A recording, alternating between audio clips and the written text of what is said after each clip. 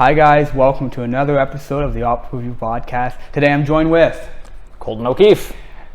Man, I love that. Now before we jump into some of the juicy, fun questions, I have a couple quick rapid fire questions for you, just so everyone gets to know you. All and right. I get to know you a little bit more too. Favorite genre of music? Hard rock, Okay. with a guilty pleasure being 80s. Like the Journeys and Triumph and Okay. the stuff that when it comes on in the gym on my playlist, people kind of look like, what are we listening to now? See, but 'cause I enjoy it. I've always known you as like more of a metal guy. Depends, different artists I like guess different so. things, right? I But guess overall, hard rock, definitely some metal, some pretty much everything but country. I'm not a big country No guy. country. Okay. All right. What is your favorite thing about yourself? My drive. I think I can be very disciplined when I have a goal in mind, and I can be very driven to try and achieve that. I love that. I think we're going to touch on that a little bit more, but for right now, what's the best gift that you've ever received?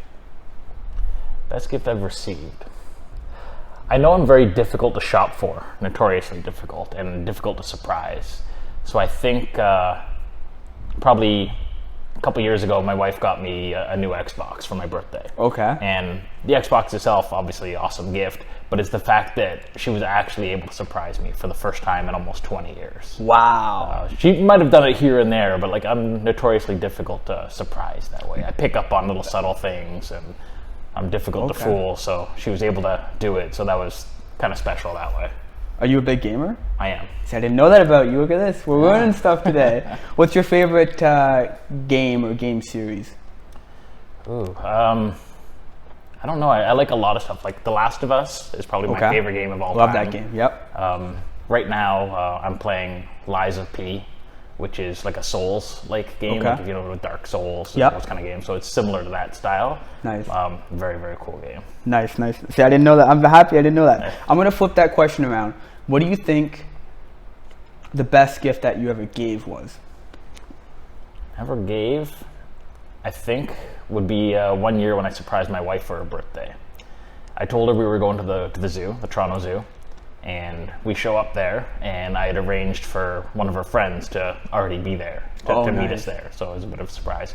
And it wasn't just a day at the zoo. I had arranged for a behind-the-scenes tour of everything. Oh, sweet. So essentially, if you adopt an animal at a certain level, like a donation kind of thing, then you can get different rewards. So the one we did, we got to go around and see the medical facility, all of the plant facility where they grow a lot of the plants. We got to feed a giraffe. That's sweet. Which is one of my wife's favorite animals. So got to arrange that where she could feed him sweet potatoes. And then same with the tiger. We got down, if you know the boardwalk area, and all the tigers are below. So we got to go down below and actually get right up to the cage. And there was a trainer there that was feeding the tiger while we were 2 feet away. I don't think I've ever been to the Toronto Zoo. Oh, no? No. I live currently 10 minutes away from it. I don't think I might have been when I was like grade 2 or grade 3, like really little, but I don't remember going there. Yeah. So yeah, when we lived in the city, we would get a year membership just because we had nothing to do one morning, Saturday, Sunday morning. Just go walk around the zoo, get some exercise, and it's a reason to be out in the sunshine. Do they have that train that goes around? The train, I know they were kind of rebuilding it. I don't know if it's done or where that went, but they did have little shuttles that you could hop on. That's sweet. Yeah. Because it's big, right? The zoo's, it's huge, right? Yeah, okay. Sweet. I gotta go. I love this question. This is one of my favorite questions. If a movie ever gets made about you, who do you want to play you in the movie? Oh. That's good. I'd say maybe Keanu Reeves. I identify a lot with his kind of cool, calm demeanor a lot of the times. Okay. If you were to ask my wife, she would probably say Gary Busey. I don't even know who that is. He doesn't really act much anymore. He's from the 90s. When we first started dating, she made a comment that I look like Gary Busey, apparently. Nice. Which I don't think is a compliment, though. Oh no. That's fine. Oh no. It was funny. Okay, we're gonna move on to this next segment. Hot or cold? Okay. This or that? Okay. Okay, that's what I like to call it. Audiobook or podcast? Podcast. All right. Hot or cold weather? I think cold. Mainly because I hate when it gets too hot and I'm just sitting doing nothing and sweating. Okay. That frustrates the hell out of me. I hate the cold. Yeah. I hate the cold. I don't love either, but Yeah. if I had to pick one, it'd be cold, I think. Okay. Cats or dogs? Dogs. I knew that one. Yeah. Coffee or tea? Coffee. Okay. Morning or night person? Definitely morning. Really? Oh yeah. I'm up at 4:30 most mornings, and I'll be in bed by 8:30, 9 o'clock. Oh, wow. Yeah. Okay. Tacos or burgers? Tacos. Okay. Pancakes or waffles? Definitely pancakes. Oh, no. Oh, no. We need to cancel this right now. Stop Going it. down the wrong road. Stop it. Salad or soup? Salad. Okay. All right. Android or Apple? Apple. Really? I've had both. I just keep going back to Apple though. I like the openness of the Android platform, but the interface of Apple was just easier to use. It's easy. So. It's easy. The thing that I like and don't like about Apple is if you have Apple, they make it so easy to have other Apple devices, Yes. like a Mac or another cell phone or whatever it would be, right? Like iPad, Yeah. whatever, right? I like that and I don't like that because then if you have an Android, you're kind of like, the whole time. Yeah. Right? So now it's like, now I got to get Apple, and then you have Apple everything, right? Yeah. Pizza or pasta? Definitely pizza. Okay. It's my guilty pleasure. Really? After every fight, I have to get a nice big pizza. After your last fight, where'd you get the pizza from? Where did we go? It was, I think it was Little Caesars. It was just a little cheapy, because it was late at night. Not even good pizza. No. No. Doesn't have to be good all the time. Okay. But nice thin crust, super well done. Yeah. Okay. I like it. I already know this one, but I'll ask it to you. Introvert or extrovert? Definitely an introvert. Okay. Yeah. So this is totally awkward. But Yeah, that's totally that's fine. all right. I love it. I love Exactly. awkwardness. Before we move on to the good juicy stuff here, I love tattoos. I see you've got a couple. What's your favorite tattoo, either on yourself or on somebody else? There's a UFC fighter, a heavyweight. I'm trying to remember his name. What's the tattoo? Eluded me. It's a giant samurai or like a mask. One of the Japanese masks. And it was fairly new and it was so well done. I can't remember the name of the guy. I've got homework to do now. I need to go look that up for this podcast. Phenomenal, yeah. I like it. I need to go find, I didn't put a bookmarker on you. I got to find you. But let's jump into the first thing I always say with, obviously we know your name. What do you do? I'm a firefighter. Sweet. Let's jump into how did you first get started in that? Like what brought you to fighting fires? So I worked a lot of retail jobs, kind of meaningless, dead end, wasn't really satisfying things. And I remember, distinctly remember, I'll never forget this, one day sitting on the TTC on the bus on my way to work, not really looking forward to work because it just, kind of sucked the soul out of you. And I remember we just drove by a fire hall, and I remember looking out the window and thinking, that would be a really awesome job. It's gives you a lot of freedom. You get paid to work out and stay in shape. Good benefits, good pay. Everybody respects you, and they're happy to see you. And that was the turning point that I'm like, you know what? I really want to start exploring this more. And I think that was probably when I was 24, 25, something like that. I started to really look into it more. And so what were the steps that you had to take? Did you have to go back to school? Did you have to take a training course? What was it? So there's all kinds of stuff you have to do because it's a very sought after job. Yeah. And there's a lot of competition. So you're doing a lot to make yourself stand out. Okay. So when I first started, I was still working that retail job and had to find something to do. So I found a weekend course. It ran for 6 months, every weekend, Saturday and Sunday, just giving you the basics of what the job is about. Did that for the 6 months, started applying, and wasn't really getting anywhere. It just wasn't nearly enough. I was still trying to learn what I needed to do to make myself stand out. A couple years of applying, didn't get anywhere. Decided eventually if I'm gonna be serious about this, I've got to go back to school full time and take one of the courses, the pre-fire courses. I went to Humber. It was 10 months, I believe, full time, Monday to Friday. So I quit my job at the time. I was living with my now wife, girlfriend at the time, at her parents' place, just trying to, scrimp and save as best we could to make this work. Went to school. once that was done, it still took me about 3 years after that to get hired. Wow. And during that time, I was just collecting pieces of paper, is what I like to say. So I was taking rope rescue courses, swift water courses, high angle courses, auto extrication courses, all kinds of medical stuff, EMR. What is that? It's an emergency medical responder. Okay. It's like if you have your base level first aid, it's the next level above that. Yep. And decided I need to start volunteering to buff up the resume a little bit. So I volunteered in the emergency room at St. Mike's Hospital in downtown Toronto. Just helping with triage, helping show people around. Nothing too fancy, but it looks good on the resume and it's helping out. Yep. And kept grinding away, and then eventually started getting calls to do tests, and I was applying everywhere in Ontario for the most part at the time. So applied to Ottawa a couple times, Mississauga, Belleville, Markham, all the major cities. Whenever they would hire, you'd go and apply. Yep. And it got to be a bit tedious because most of the time you're paying to go write their test that they want. Then you have to go do their physicals and their medicals. And every time you're applying to a different spot, you're going through that whole process over again. So it does wear on you, but at the time I was, like I said, 25, 26 when I first started going down this road. And I was thinking, even if it takes me till I'm 40 to get on, if it takes me 15 years to get hired, it still means I can do a job I know I would love for 20 or 25 years before I retire. So that payoff was worth it. So I just kept grinding and eventually got hired in Toronto at 31. And I've been doing it for a little over 10 years now. Wow. So I'm curious then, how, like, what could they do, you know, whether it's the individual fire departments or maybe Ontario or whatever, to make that process easier? They have streamlined it since I got on. Okay.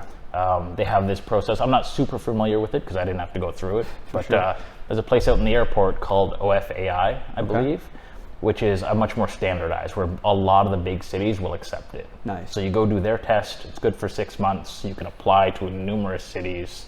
And if you don't get hired, you go back, do it again 6 months later, and you can just keep going that way. So it's much easier now. It's still a hassle, and it's still difficult to get the job, but definitely worth it if anybody's interested. 100%. I love it. Can't imagine doing anything else. Best job in the world. Wow. So you said you lived in Toronto. Yeah. Then you got a job in Toronto, and then you moved. Correct. Out of Toronto. Yeah. What caused the move? I wanted just a bigger property, more house for the money. My wife and I had a little townhouse at the time in Malvern, which is not the best area. Yeah, it's okay, I know, but it's not terrible. And it was just this little, tiny townhouse, a semi-townhouse. And it was fine, but we wanted some property. We wanted a proper backyard. We wanted more rooms in case our in-laws, you know, eventually need to move in with us. Yeah. So we started looking where I would be comfortable driving from to go to work. So we work a 24-hour shift. So on average, I work 2 days a week. Okay. So 48 hours a week. But because of that, I'm starting at 7 a.m.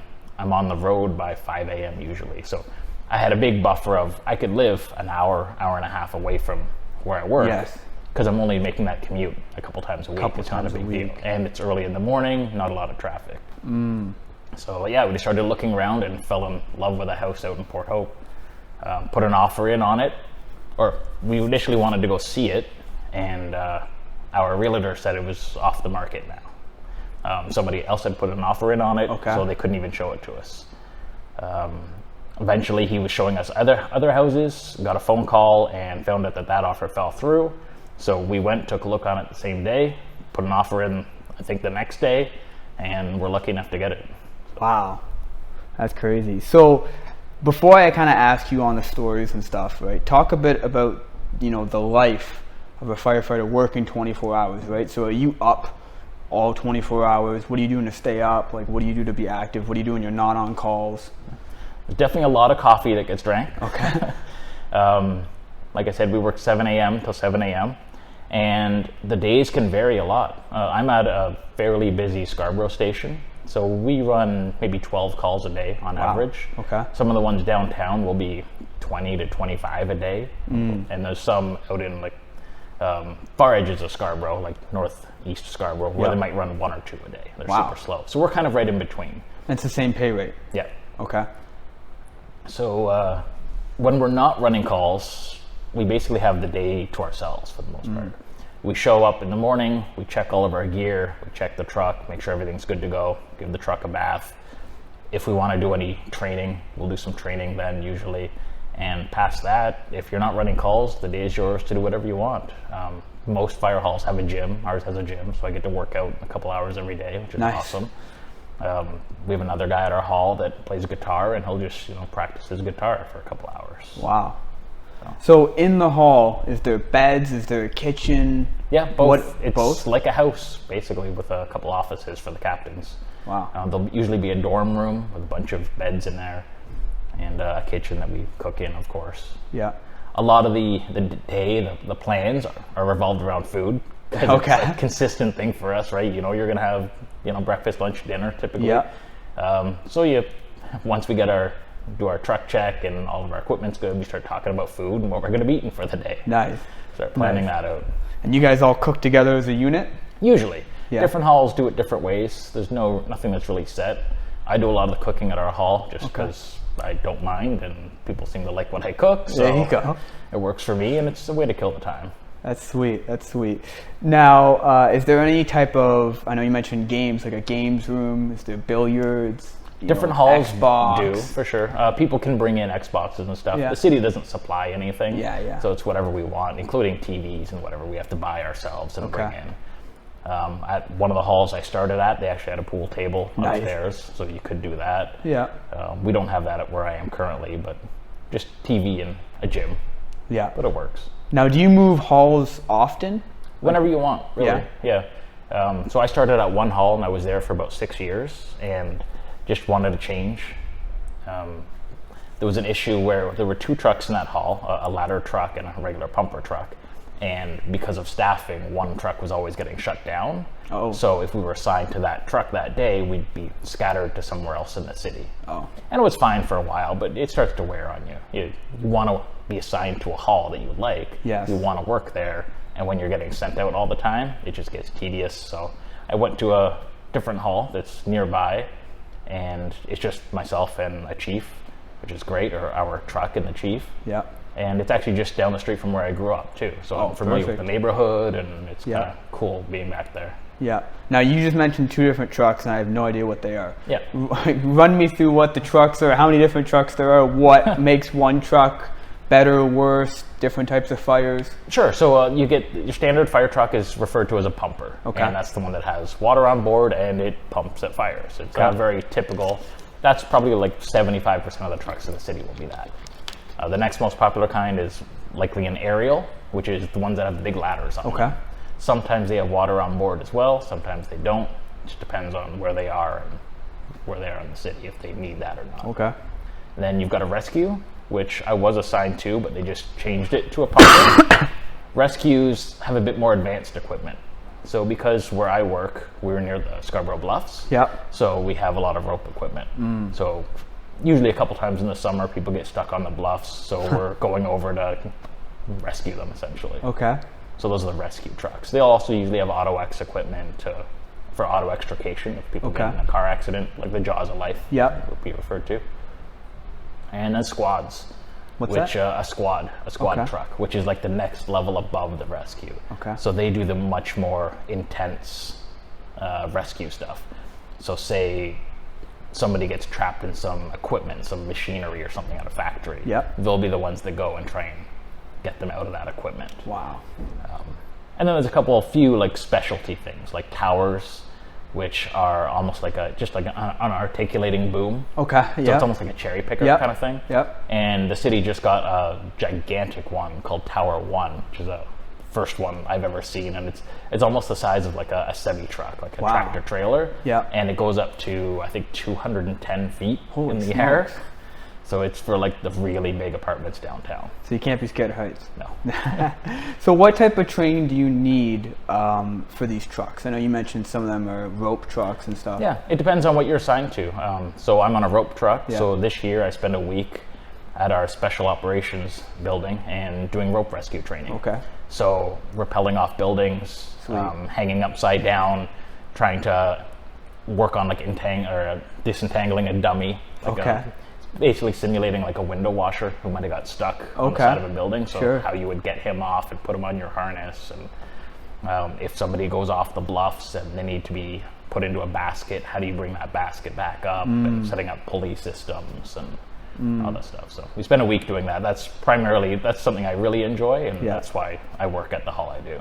Okay, that's sweet. Now, obviously, Canada has two very different seasons, right? Blistering cold and scorching hot, right? How does the job change summer to winter time? It gets very uncomfortable in the summertime. Okay.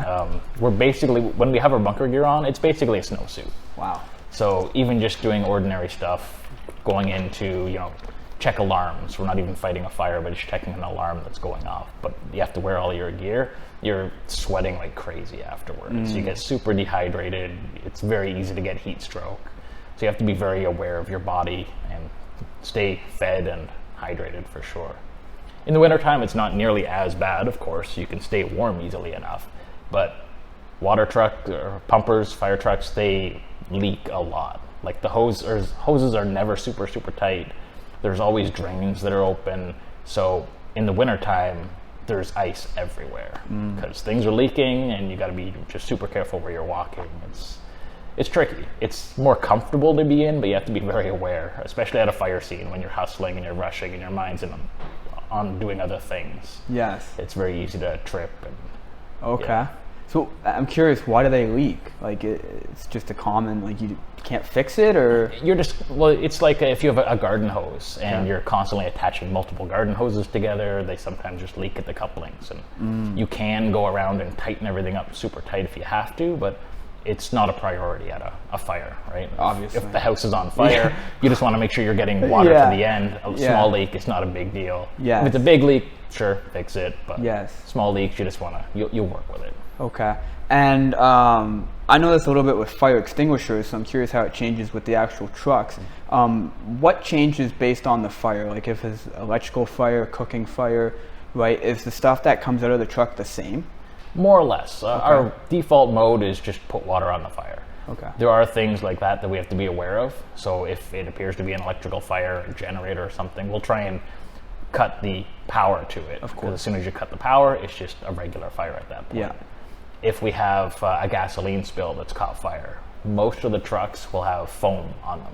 So we can spray a layer of foam on top to kind of just cover it and stop any oxygen from getting to the fire, which will then put it out as well. Okay. Now, I know you mentioned before that this may not always be good, but tell me about some of the crazy stories that you've had to deal with and be a part of. Ooh. All right. Let's see. So crazy stories. There's a couple that stick out. One of the more gory but lighthearted stories was an elderly lady, probably 80 years old, walking down the sidewalk and just tripped. Just, happens.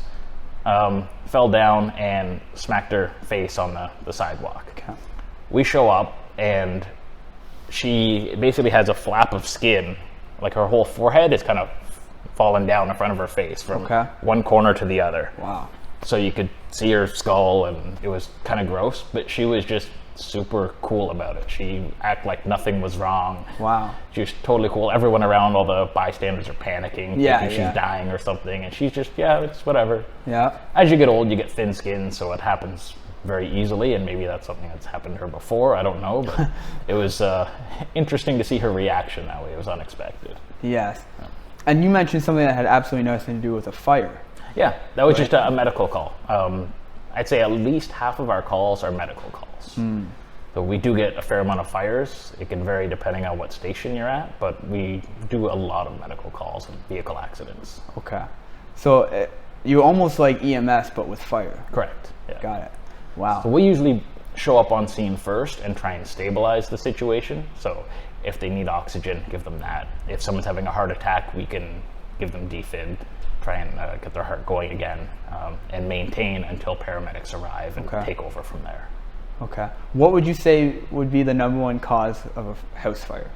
Almost always it's cooking. Okay. I'd say 90% has got to be cooking. Wow. And at least in our area, we have a lot of TCHC buildings, so a lot of drug addicts.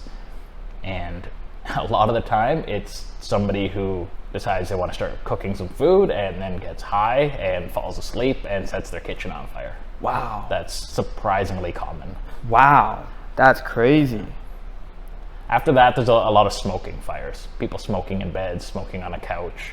They fall asleep with a cigarette. Or they'll throw the cigarette off the balcony and it lands on another balcony in a pot or something. Really? It's, yeah. Wow. It's quite a bit. That's crazy. Okay, maybe we'll come back to some stories later on. But you almost live a double life, right? So firefighter, full-time. You mentioned 24 hours a shift, right? And then you basically train full-time as well. Yeah. Right? How did you get into martial arts? I grew up as a fat kid, Okay. definitely. And I was always trying to work out, but never really had much success. Didn't really know what I was doing in the gym. Had a good life membership and whatever, but kind of going through the motions. Never really got anywhere. But I always liked combat sports. Okay. The early days of the UFC, like the early 2000s, really, the late 90s, 1990s. Always enjoyed watching it and found it very interesting. And then one day, I was at my regular Good Life type gym and thought, you know what, I want to try something different. Yeah. So I looked up what martial arts gyms were near to me at the time. Yeah. Found one, went in for a trial, and was hooked immediately. Wow. And haven't stopped since. What was that gym? Do you remember? It was Ultimate Martial Arts. Where was that? That's on Progress Road Okay. in Scarborough. Still by there? McCowan and Ellesmere. It's still there. It changed ownership. I believe it's called Bazooka now. Oh, That's, Bazooka. Joe Valtellini. Yeah. Yeah, that's his Yeah, gym. yeah. My first time ever sparring was with Joe. Really? Yeah. Wow. How was that experience? He was going easy on me, but I could see there's different levels to the sport for sure. Of course. Like, yeah, he was so good at the time. Of course. And how did you find, Cal Sandwich here? Fantastic. So I joined up here once we moved away from the city because I needed something closer, and went to a couple different gyms, tried them out, and Cal Sandwich was just above and beyond. It was so much better than everybody else in terms of like the family atmosphere. Everybody's super welcoming. The facilities are great, and seeing how there was constant improvements and talking to the people in the gym, they were saying it's just a great place to be. So I settled on this one, tried it, and I've been here for 8 or 9 years now. Wow. It's been. Were you at the first location in Curtis? No. No. First time I was here. Here. Yeah. Okay. And I remember the first time I came here as a trial, did a class, and I was fairly competent at the time because I'd been training for a while. I've had a couple fights, and I remember Nick Cambasis was Yep. getting ready for a fight. So Yep. asked me if I'd spar a little bit with him. First time being here, didn't know who he was or anything. Yeah. Just super friendly guy. I'm like, yeah, sure, we'll play around in the ring, and did some nice little flow sparring, and I ended up cutting him with an elbow. Just he was rolling under a punch and bumped his head on my elbow and cut his eye open. And No way. I've got a picture of myself, him, and Ruby from that time, that night, and phenomenal picture. Wow. It was a great memory. What was your first day? That was it, right? The day I That's made crazy. Nico bleed. Yeah. Wow. Did he still fight? I think the fight got canceled after that. Oh. Yeah, kind of sad. Uh-oh. Felt One kinda day bad in the about gym, that. you're already... Yeah, just fluke accident. But that slicing shows you people up. what can happen Yeah, for with sure. the I mean, sport sometimes, right? it's kind of crazy to me to think that, on one end, you're saving people's lives, helping them and assisting them with everything to do health-wise, and on the other end, you're, when it comes to fighting, hurting them, right? What's kind of your mentality going into a fight? So I fight for weird reasons, I think, because I don't really love the idea of fighting. I don't want to hurt somebody, Okay. but I want them and everyone else to know that I'm better than them, that I've worked harder than them, that I can push harder than them, and I like seeing people break in the ring, just that they can't keep up with me. Doesn't always work out that way, but that's Yeah. always my mindset, right? So I don't necessarily want to hurt someone. I just want them to know that I'm better than they are. Now, has there been a time in a fight where you have hurt them and you felt bad? Not in a fight. Once we're in a fight and the bell goes, all bets are off. Got it. I can flip that switch and realize I'm there to do damage. Yes. Is the way it goes. Yeah. There's been 2 times in training where I've knocked people out. Okay. Totally accidentally. Sure. Just flow sparring, and the timing of punches and kicks sometimes just catches people. Yeah. those times I felt pretty bad. I still feel pretty bad about them. But Yeah, it's training. Right? Exactly. I These things think- happen. If it happened to me, then luckily it never has. But if it does, no ill will, just part of the game. Yeah. Oh, speaking about injuries, what's the worst injury that you've had while training or fighting? Broken rib, I Okay. think was the worst. I've dislocated my thumb a bunch of times now, but I think the broken rib was the worst. And it was my second sanctioned kickboxing fight. And I think it was the second round, just ate a knee in the ribs, and that was it. Didn't feel like it took the wind out of me at the Yeah. time. I tried to stand up after getting the count and couldn't stand up. Again, I just figured it might just be a liver or something. A couple days later, still wasn't feeling right. Got it checked out and ended up being broken. And Wow. I was stuck sitting on the couch for 3 months. Couldn't do Wow. anything about it. That's crazy. Yeah. So, well, I mean, I guess that's good and bad. That it's good that it's the worst thing that happened to you, Yeah. but bad that it did happen to you, Yeah. right? You talked to me about this, off camera here. What kind of to walk me through what the day of the fight is for you, right? Because it's different for everybody, right? Yeah. Like I'm somebody who gets excited. Yeah. Right, like I'd fight you in the parking lot for $2. You know what I mean? Like I love to fight, but you are not somebody. I'm the exact opposite. Yeah, I love the training. I'll never stop training, I don't think. As long as my body will allow it, I'm going to keep doing it. But when you train enough, you start to get a bit of a rhythm. Things start to feel really good. You do a lot of sparring. Your timing is coming along. You start to build up this confidence. And for me, then I feel like, you know what? I think I want to get that fight. I want to take my training to the next step and put it into practice. But the second I sign up for a fight, I'm a ball of nerves. That's all I think about 24/7. I always wonder, why am I doing this to myself? It's a painful process, but I think doing things that are difficult and make you uncomfortable has a lot of benefits. yeah. So it's something I put myself through, even though I dislike it, because I think overall it has a great benefit to your life if you can be comfortable doing uncomfortable things. I totally agree. What would you put that? Would you say that's like anxiety? Would you say 100%, that's It's definitely anxiety. for sure? How do you tackle that day of? Because that's probably, I know for me, like even though I am somebody who enjoys it, I still get that little bit of, whether you want to call it nervousness or anxiety, right? I've been told everyone does, Yeah. right? How do you tackle that for you? For me, I have to do some form of exercise. Day of? Yeah, usually Okay. day of. Even leading up to the fight, I'll usually do some really light training a couple days before just to do something, have an outlet for that energy. Day of the fight, things like saunas, where it's not as physically taxing, you're not necessarily burning as many calories, but it's still that kind of mental grind. Yeah. It's something you have to kind of exert and some pressure you're putting on yourself. It gives you that little release of tension. Okay.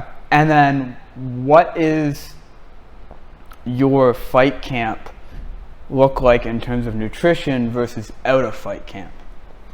My nutrition's generally pretty good most of the time, except for right after a fight. Right Except after for the the pizza. fight, exactly. Except for the I'll pizza, take a all couple right. weeks and just go off the rails Sure. and enjoy all the things that I don't normally eat. But generally, most of the time, whether I have a fight lined up or not, I eat fairly clean. I am mostly keto, I would say, so it's a lot of just meats and vegetables. I don't eat a lot of rice, pastas, potatoes. Different things work for different people. Okay. I started doing that years ago as a way to lose weight quickly for a fight, because when you cut carbs, you'll drop water weight as well. Yep. So it's a good way to do that. And I just started to like how my body felt doing it. Less inflammation, less pain, more consistent energy. So I just started doing it all the time. And I can come here and work out for 3 or 4 hours fasted first thing in the morning and not lack energy. Fasted, so is that no caffeine, no coffee? Black coffee. That's Black it, coffee? Yeah. Nothing in it, no sugar, no milk, just black coffee. Now, do you have that all the time? Yeah. Yeah. Even if you're still, even if you are unfasted? Yeah. Okay. I like black coffee. Yeah, fair enough. I do too. So, Yeah. yeah, cool. And I've always known you to be someone who's super strict when it comes to fight camp, right? Yeah. Does that help you mentally? No, absolutely. Yeah. Yeah. That's, like I said, I'm a ball of nerves, full of anxiety when I sign up for that fight. But I find putting that discipline in Yes. means that I know, even if the fight doesn't go my way, even if I lose, I know I've done everything in my power to get me to the position to win. So diet's on point, training's on point, recovery's on point. as best I can and fit it into my life, then I'm going to try and make sure I've done everything I can, so there's no regrets afterwards. Okay. When I do it, when I fight, I don't fight to hurt people. I just Yes. want to prove that I'm better than them. So as long as I've done the groundwork for that, then I'm happy however the fight goes. Now let's talk a bit about your last fight. Right? It'd be, what is it now, 3 weeks? A little over 4. Yeah, it was October 7th. So There you go. Okay, so over a month now, right? When we talk about how it went first, right? Let's talk about that. How do you feel it went for you? it was great. The first fight, so that was my 13th fight overall, including exhibitions and boxing and kickboxing. Sure. And that was the first time I actually didn't feel all that nervous. And that was a weird experience. And I think that's because, in my perspective, I think I was brought in as an underdog. Yes. I think they really wanted to give Mike Large a belt. I mean, make him earn it, of course. Yeah. Not a gift by any means, but like, I think they wanted to help him represent his gym and build him up. So I think I was brought in almost as a sacrifice, as somebody who's tough, that's going to put on a bit of a show for them. But I don't think anyone actually expected me to win. And I think because of that, the day of the fight, I was much more relaxed than usual. So I was able to just let things flow. I felt like my gas tank was really good. I had good energy. And being at a big event in the community center there in Coburg, main event for a belt, I didn't feel the pressure, but I felt like this was a great opportunity I wanted to try and take advantage of. Yes. Did you feel it was deserved? What's that, the win? No, the whole opportunity. Main event for the belt. Yeah, usually my fights are pretty entertaining, so I think that's all they really wanted, was to make sure that people are going to get their money's worth. And now I have to know, when you heard it was going to a fourth round, what was your mindset, right? So you think the fight's over, gloves are off, right? They're put away, and you hear the fight's going to the fourth round. What immediately comes to your mind?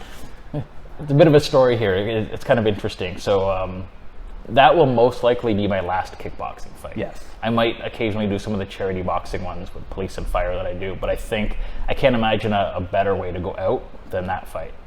So at the end of the third round, if you've seen the fight or if you watch it at all, you'll see that him and I are both kneeling in the middle of the ring and talking to each other. Yeah. And I was just thanking him for the opportunity and for being a game opponent. He made me work hard and brought the best out of me, and that was going to be my last fight. And it was an honor that my first ever sanctioned kickboxing fight was at an event that he hosted. So actually fighting him in my finale fight was kind of, it meant a lot. So I was just thanking him for the opportunity and, just saying it was a great time. This is going to be my last fight. So then after that, go back to my corner. I got to pause you for a sec. Did you think you won at that time?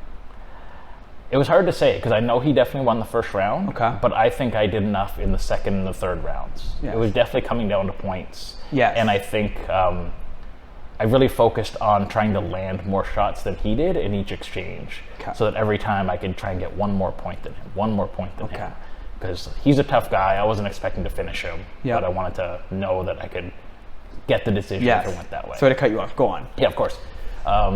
So third round ends. I talked to Mike, thank him for being here and that it's going to be my last fight. Go back to the corner, and we're about to take the gloves off, and the ref comes over to me and says no. And the moment she said that, I'm like, okay, well, there's a reason. There's got to be one more round. I've never seen that personally. I don't know how often it happens, but I've never seen it actually go to a fourth round. If you're familiar with the scoring system at all, it's super rare for after 3 rounds for it to be exactly the same. Everybody's landed the same amount of punches and kicks.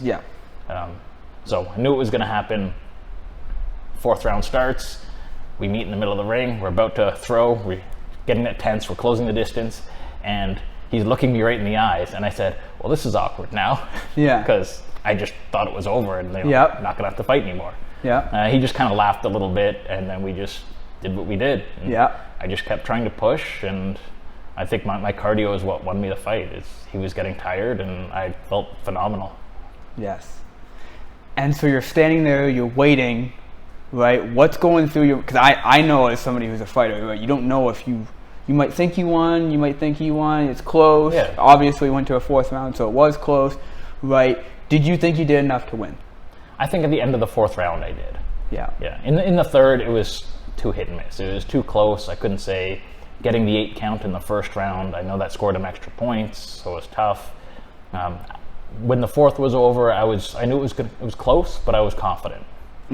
I could see him starting to get tired, and I thought I was landing more shots. Yes. And it was split decision, right? It was a split, yeah. So you won that, and then you made the big announcement, like you just said right there, right? So that's going to be the end of kind of, at least big sanctioned kickboxing, maybe a couple charity events, right? Did you know going into that fight, win or lose, that you were going to, semi-retire anyways? I was pretty sure. Yeah. I'm getting older now. I'm 42. It takes a toll on your body when you're doing these long camps and training so much. And it gets tough. And like I said, I couldn't imagine a fight that would excite me more.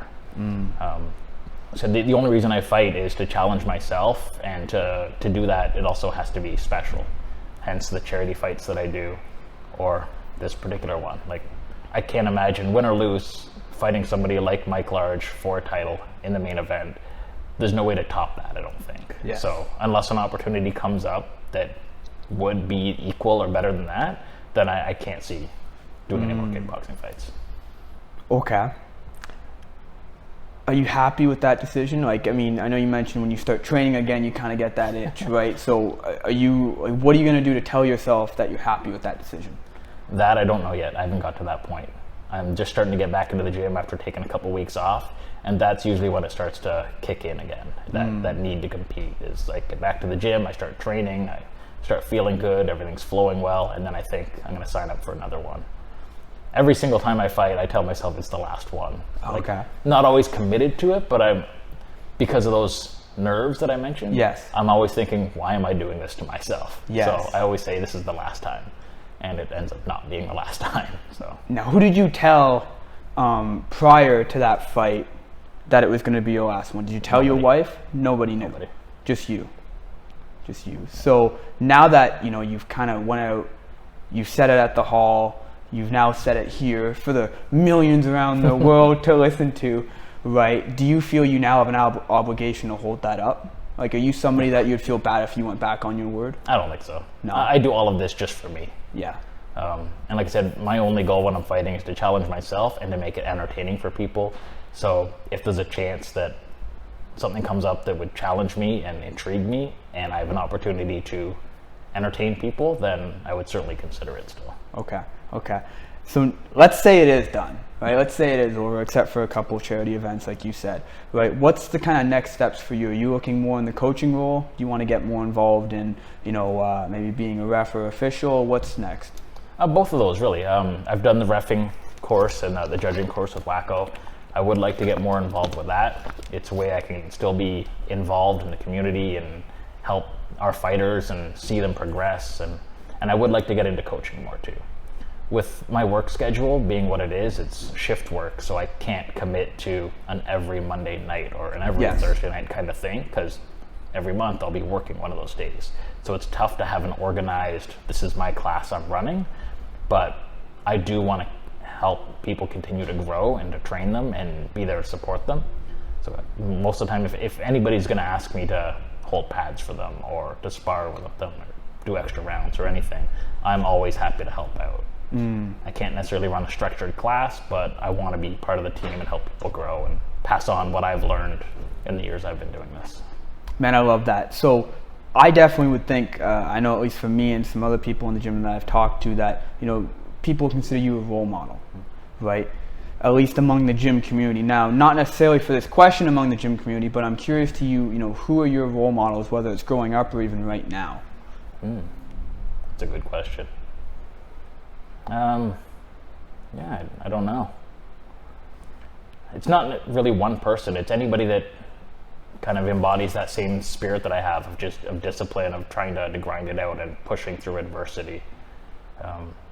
The same things, the same reason I work out so hard in the gym is I try and lead by example that way and just show that just get comfortable with being uncomfortable. Keep pushing, make yourself better.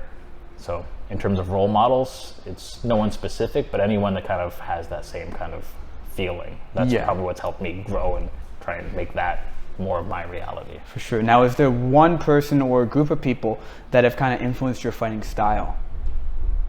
it's changed a lot over the years. When I first started out, I was much more of a counter striker. Okay.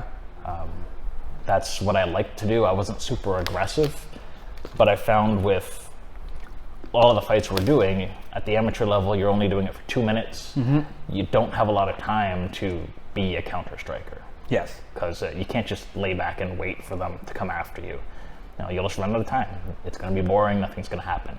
So over the years, I've kind of developed a more aggressive style, which suits my cardio and pressure that I like to apply anyway. So I can stay much more in your face and make you work, and it's risky doing it that way, but I think my pressure has helped me get pretty far and do pretty well, and at the very least make fights entertaining. For sure, yeah. Now, fighting in of itself is dangerous, right? And I imagine, I know for me anyways, part of fighting is the risk of danger, right? Do you ever feel that you might be in danger in a fight? Not really. I know obviously it can happen. I broke my rib in a fight. I dislocated my thumb in a fight. Things happen, but I'm not thinking about that when I'm in there. There was one moment in the Mike Large fight when he had me in a bit of a clinch and was pulling my head down, and he threw a knee at the chin, and I couldn't get my hand up in time. I couldn't block it properly, and he just touched it. Like I could feel the impact, but it didn't have any actual muscle or weight behind it, just because I guess he couldn't bring it up quite high enough to meet my chin. But I remember thinking, wow, that could have been really bad. Yeah. Wow, that's crazy. Do you have any more stories kind of about your life, maybe in training, fighting in general, that you'd like people to hear, maybe something that's inspiring? Just keep working. I've said before, learn to get comfortable being uncomfortable. Learn how to push yourself to the point where you think you're gonna break, because that's your mind and your body's way of trying to protect itself. It means you're not actually at the breaking point. It's just your body's trying to say, you hold back because we don't want to injure anything. We don't want to risk. Your body always wants you to be in the most comfortable state possible. So the more you train, the more you get comfortable pushing that limit of being uncomfortable. It's a bar that you can keep rising and rising. So you can learn to control that and know when you're tired, this is nothing. We've been here before. We can keep going. This is something my opponent might not have done. They might not be comfortable with that feeling. So I'm going to keep pushing them because I know what this feels like and I've done it before. Yes. So. I love that. Now, I always love to ask athletes, fighters, anybody else have on the podcast, kind of about different training devices that you use. You're kind of somebody who got me into the whoop strap. Yep. Where's the whoop strap? Took it off last night because it's starting to smell. I had to wash it. Okay. It's sitting. So you're not wearing it. It's sitting in a bowl of vinegar right now at home. Okay. Right, yeah. So besides the whoop strap, what training aids do you use? Are you somebody who counts calories or uses? I'm trying to think of that app, MyFitnessPal, anything like that. That's the same one I use. Okay. Yep. What else do you use?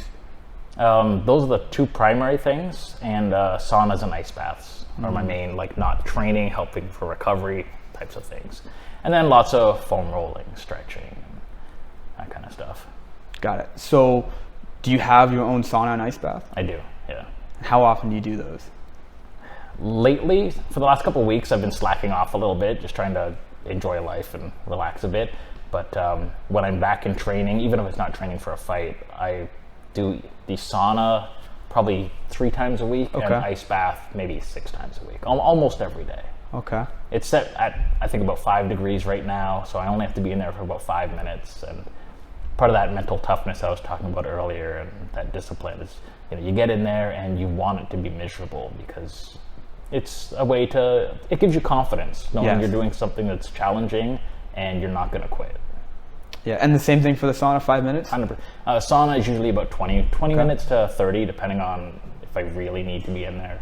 It's just an infrared one, so it gets up to about 153 degrees, I think is the max. Yep. Which is hot, but it's not crazy Yeah. hot. Like 20 minutes are usually pretty good in there. Nice. And does this come from science-backed stuff? Like what kind of drove you to do this? Yeah, just a lot of research on how I can recover better, essentially. I love training, and anybody that knows me, I push fairly hard in the gym. I'm usually here 45 minutes, an hour before class starts, skipping and warming up. I'll have burned 600-700 calories before class even starts. And but because I like to push so much, it takes a toll on my body, so I need to spend a lot of time recovering. So I've looked into the sauna and ice bath in terms of the physiological benefits of what is it actually doing to you, how is it reducing inflammation, what proteins is your liver dropping into your bloodstream to help you heal better. And so a lot of research, a lot of time, and since I've been gotten into it, it's made noticeable differences. And I'm curious about your nutrition. I know you talked about kind of basically being keto. Do you take any type of supplements?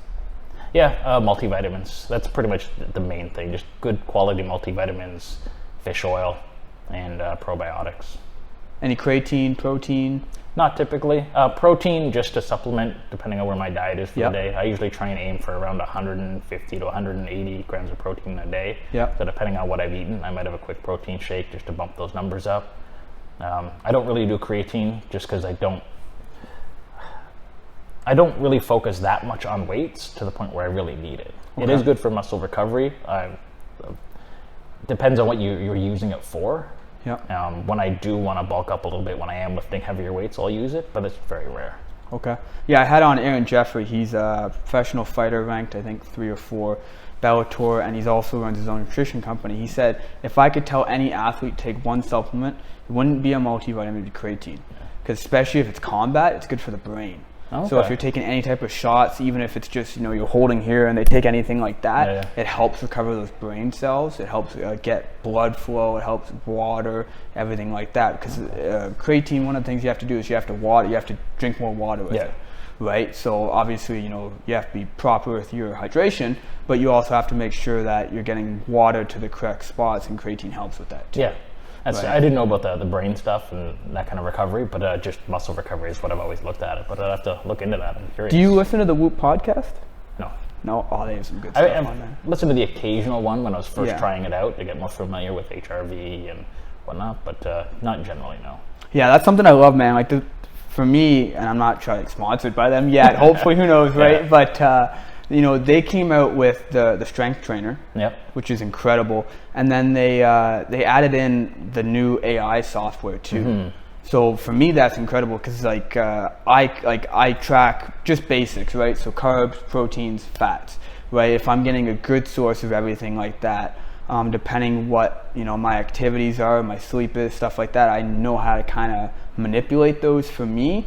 But I can also like to eat a boring diet, right? So I mean, I eat basically the same thing every day, right? So lunch I'll have chicken, either sweet potato, rice, and some veg, right?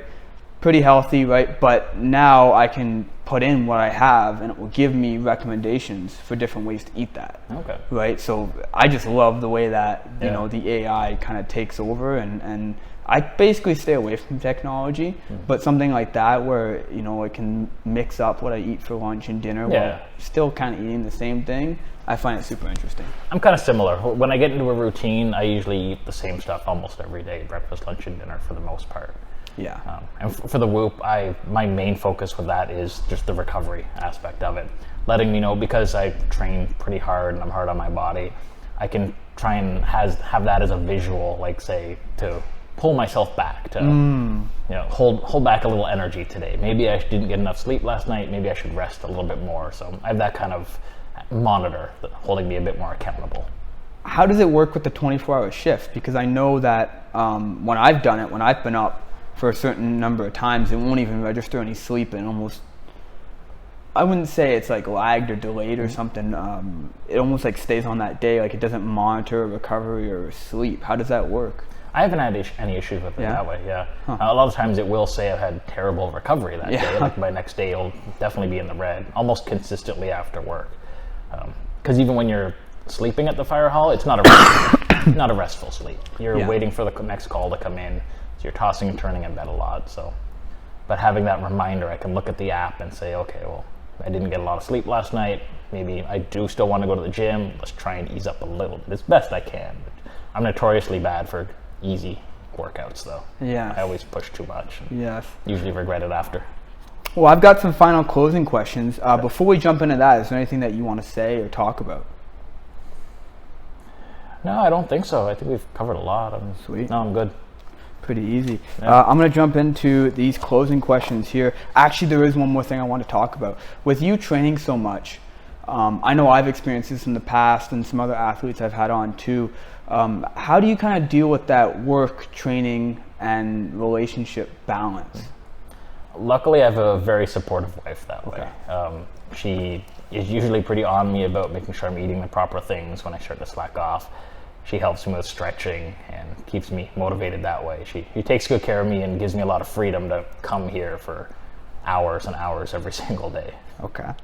I love it. So just find the right one That's that it. wants to... Find the right one, lock them down. Yeah. Now, does she have the same hobbies as you? Not really. She does like to exercise and like to work out. We first started at that same gym together, Ultimate Martial Arts. Okay. And she likes to hold pads and hit things. The first time she tried sparring, she got a light punch in the nose. I thought it was light, and maybe it was hard for her, of course. Her eyes watered up, and she didn't take it up again. She does love jiu-jitsu and wants to get into that a little bit more when she has some free time, but with her work schedule being fairly busy, it's tough. But she does like to exercise a lot. Beautiful. Beautiful. So do you guys still do that kind of together? Sometimes, not super often. We'll work out together in the mornings, Yeah. But in terms of striking or any kind of martial arts, we don't really do that together anymore. Okay, I like it. I like it. Moving on to the closing questions here. First one, what 3 qualities do you possess that make you successful in your desired field? Dedication and persistence. When I have a goal in mind, I do keep pushing for it, whether it's fighting, firefighting, anything. I like challenges. And just trying to be honest with myself and everyone around me. I think that helps a lot. Let people know where they stand. Yeah, that goes a long way. What do I stand? You're a hard worker, and I would never have thought you're somebody that really likes to fight until I actually got to know you a bit more. You just don't come across as that kind of like a aggressive, want to get in there and put hands on people kind of guy. Yeah. But I see you in here all the time, almost every day, whether it's training or training others. So. Appreciate that, man. Appreciate that. If you could go back in time, what is something that you would tell your younger self? That's a good question. I don't really know.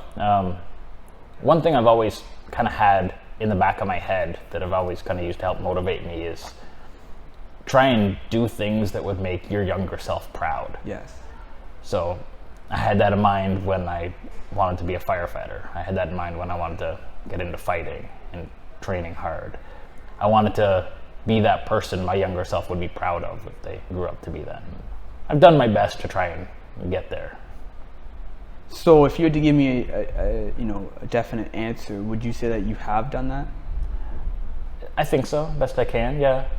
I don't think there's anything I haven't accomplished. When I have a goal in mind, I try and see it through. So You seem hesitant on that. What's the hesitation for? Like, what was there things, that you think your younger self would have needed that you're not doing right now? maybe just be more confident in your own skin. Like I said, I do have anxiety, and I'm very much an introvert. And one of the reasons I've got into firefighting and fighting too is as a way to help bring me out. So maybe focusing on that while I was still younger would probably have been beneficial too. Okay. Instead of waiting till I was 25 to really start going down that road. Okay, yeah. I like that. You might have already answered it today based off of what you said. I think you have, but who knows? Maybe you might give me something out of left field, so I'm going to ask it anyways. What's something you do every day that you are proud of?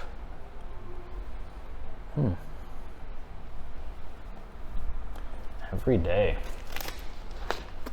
I couldn't say I do something every day, because I think we all have days where we just want to feel lazy or want to do something we know we shouldn't.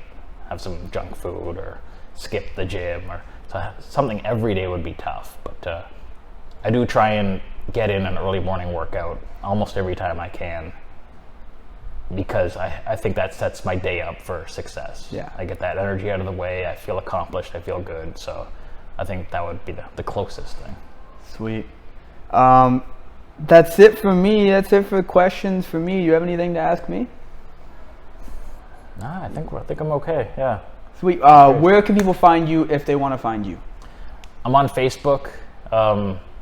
Just starting my Instagram profile. I'm not much one for social media. You won't see me posting much, but info is on there, and I'm always at the gym.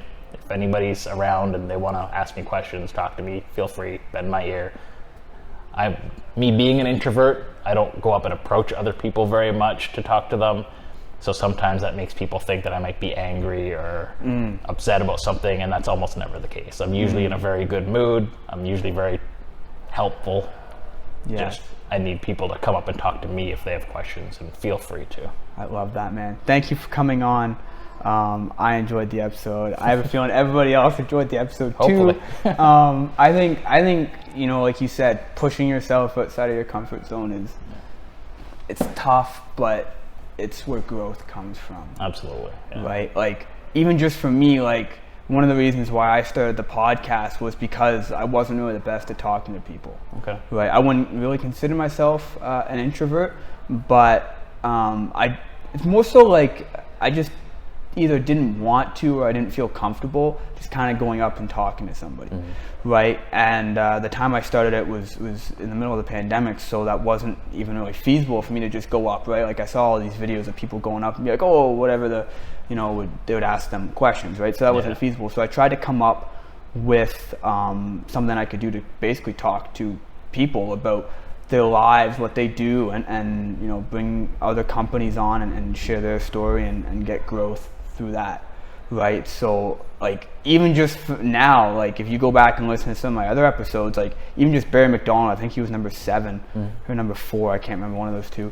I'm just such a different person when it comes to talking to people, right? And I'm sure some of it's the confidence of having stuff written down and doing stuff like that. But I think it's also like, I know that I've done that. Yeah. So now I can do it, right? You've put yourself into an uncomfortable position, and you've gotten better. You've grown as a person by doing it. Exactly. And it started off being, you know, over the phone, and now it's slowly moving to in person, which again is taking me outside my comfort zone. Yeah. Right? So, first off, just, you know, thank you for that. So I really appreciate that, man. All right, good stuff. Awesome. Bang. That's it, man.